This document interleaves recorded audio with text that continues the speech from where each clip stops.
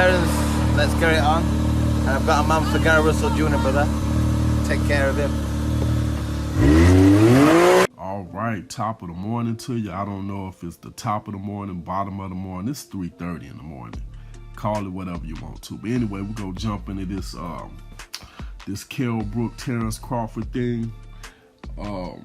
According to sources, Sky Sports that is, Kell Brook and Eddie Hearn and his team, they believe they're going to be able to make this Terrence Crawford fight. They said it's looking like it might go down in November, and it appears that it's going to happen in Vegas. Kell Brook said he has no problem fighting in Vegas. He always wanted to fight there anyway. And plus the fact that, Terrence Crawford's the champ. He's the A side, so it is what it is. But he believes he's going to be able to beat Terrence Crawford. He believes that Terrence Crawford has not fought anybody close to his level, close to his size, close to his athletic abilities, and closest to his boxing ability. And I'm going to be honest with you, he's kind of right. He's going to bring stuff to the table that Terrence Crawford hasn't had to face yet, stepping into the ring. Kell Brook is indeed a big welterweight, and not just a big welterweight, but an athletic welterweight that happens to be a big welterweight. And Kell Brooks can actually box. I'm gonna be honest with you, just between me and you, if you would have asked me back in 2014 who I thought the best welterweight was, I probably would have said Kell Brook, coming off of that Sean Porter win.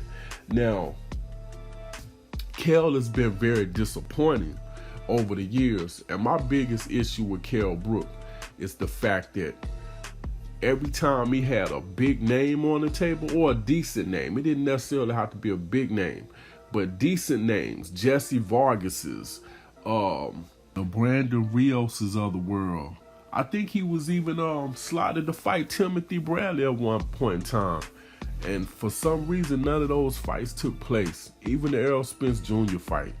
It seemed like he did everything possible to get out of that fight. So it kind of seemed like after he fought Porter, that he wanted nothing to do with anybody with a decent name. So that was my biggest issue with Kell Brook. But Kell Brook is a good fighter. Now, I don't know why he moved up to 154. I know he was saying he couldn't make the weight, but I don't believe that. Because if that's the case, you wouldn't be trying to fight at welterweight now. I believe one of the reasons why Kell Brook is looked at the way he is now is because he ran up to 154.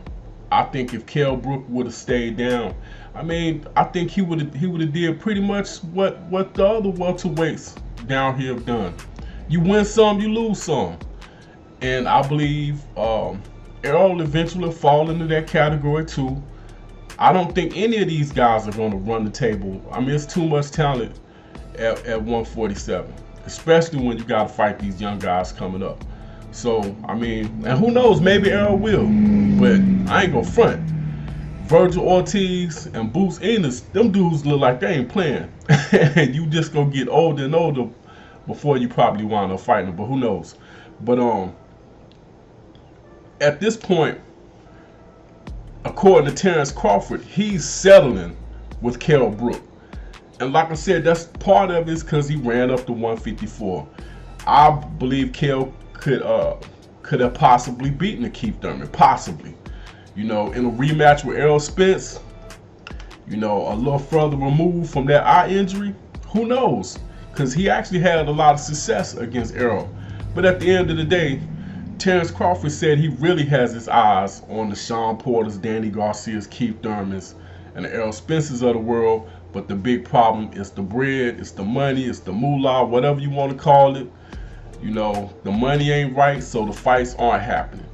Now, according to what we've been hearing, a lot of people are saying Terrence Crawford and Bob Arum, top rank, however you want to look at it, basically are lowballing people.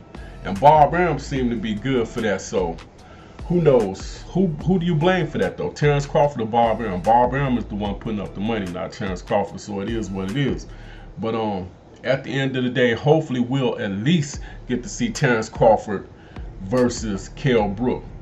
And that's pretty much all I got. This Head Bustin' Boxing Fight Doctor. Hit that like button, hit that share button, hit that subscribe button.